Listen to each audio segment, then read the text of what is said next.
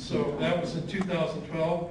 He's been on the school board for a year and a half, or a year and 8 months, whatever it is, 7 months. And in that time, he has raised hell. And I could go through and enumerate the many, many things that he has done in terms of as a school board member, filing civil action complaints, civil rights complaints against his own school board and the administration.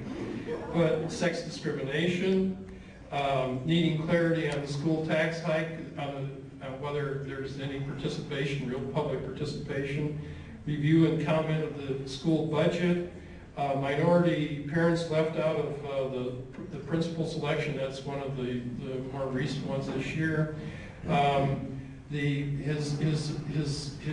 His campaign in 2004 and again in 2012 was focused on the fact that there is not adequate representation of the needs of the people on Salt Lake's west side. It's clearly a problem. It's a dramatic problem. It's a problem that some of us could consider racial, some of us could consider economic, some of us could, but boy, are there a lot of poor people over there. Are there a lot of minorities over there? Are there a lot of people who deserve to be heard over there?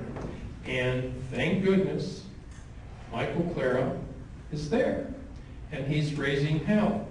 He likes to raise hell. And you know, there's a long list of stuff, and I could read from his campaign literature about what he wanted to do and how he wanted the West Side to be represented, and he's done it. And he's done it with gusto. And he's been doing it with gusto since he ran in 2004, and he's been doing it with gusto. As a volunteer, I have an itinerary here that covers half a page, an itinerary. An itinerary? A biography that covers half a page in terms of, not an itinerary, biography, that covers half a page of what he's worked on as a citizen, as a community volunteer, civic duties. Well, I think he got the feeling that he could do more.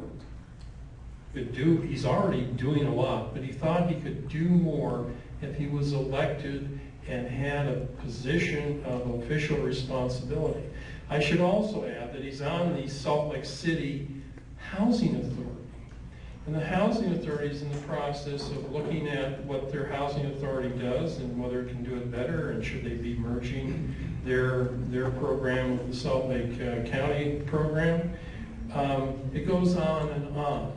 And so I don't think it's for one thing, I think it's for everything that we find Michael Clára to be the 2014 Hellraiser of the Year. Come on up, Mike.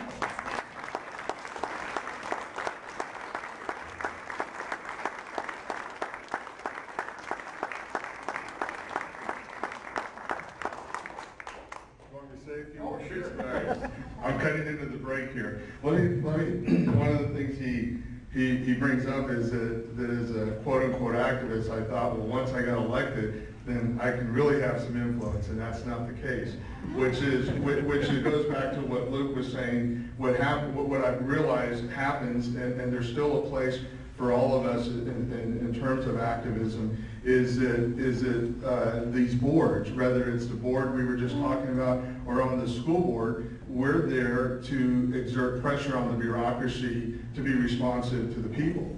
Well, I find that's not what I found out. I was on the school board, and this is typical on other boards, is that the bureaucracy has co-opted the board, and then they can't function. So that's why then you'll see me filing complaints. I'll say, fine, if we're not going to make change here, and you're not going to respect the position that I was elected to in representing my community, then I'll go to other agencies to effect change. And that's still, you know, it really comes down to the power of the people. And so I really appreciate this award. You know, I think I'll be the least of the recipients of these in the years to come in comparison to what was done, you know, what has been done. And I'm grateful for a country that we live in where we can speak out. And it's important that our voices are heard on all levels. And when those of us that do get elected, then there's still pressure coming on us, isn't it, from our own citizens and our own neighbors. So thank you very much.